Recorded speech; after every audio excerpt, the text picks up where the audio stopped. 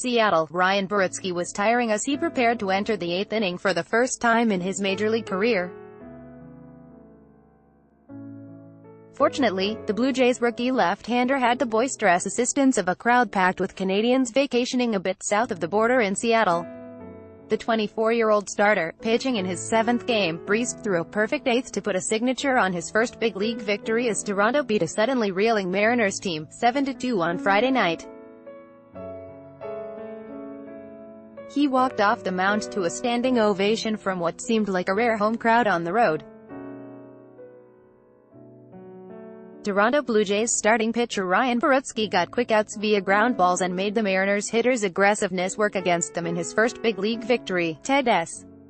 Warren, the Associated Press, "I'm on cloud 9 right now," said Borucki, 1-2, who gave up 1 run and 4 hits in 8 innings, striking out 2 without issuing a walk. "It was definitely worth the wait. These fans here, I was just riding on those fans. They were keeping me in it. It was a lot of fun." Toronto gave a well-balanced attack including home runs from Russell Martin and Devin Travis and added 3 insurance runs in the 9th. The Blue Jays supported Borucki right away. Randall Grichuk led off the game with a double down the first baseline against Seattle starter Marco Gonzalez, and Travis singled him in. Toronto extended its lead to 2-0 in the 4th inning when Martin hit a solo homer to left center field. Article continued below. Mariners got on the scoreboard in the bottom of the 4th on Kyle Seager's RBI single, but the Blue Jays pulled away in the top of the 5th when Grichuk reached on a 1-out infield single and Travis hit a 2-run homer off the scoreboard beyond the left field wall. Toronto added 3 in the 9th off Mariners reliever Chasen Bradford. Meanwhile, Borucki shined, getting quick outs via ground balls, spotting his fastball in the 92 to 93 mph range, and making the Mariners' hitters' aggressiveness work against them. "He looked composed, in control and just pitched his game," Martin said. "He's good. He's got what it takes and he's not afraid out there.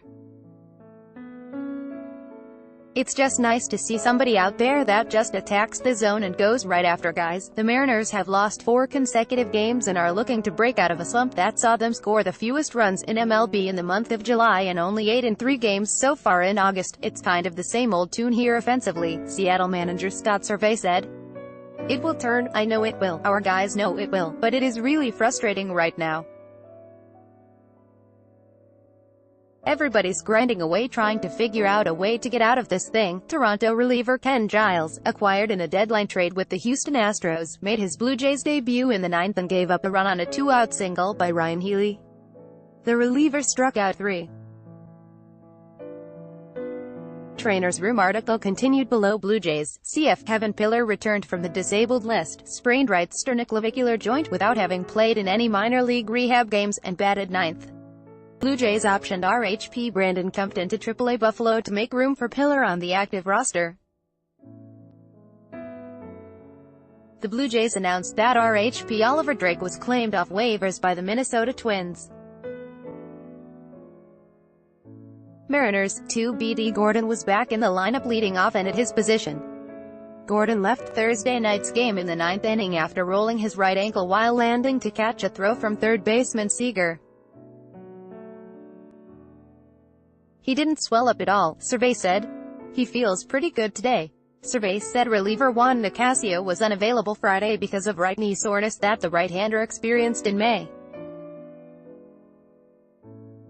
Nicasio was slated to get the knee checked out by a team doctor.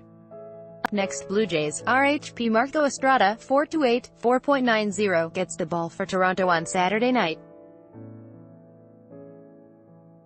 Estrada returned from the 10-day disabled list in his last start July 30th and gave up 4 runs and 5 hits in 4 innings in a loss at Oakland.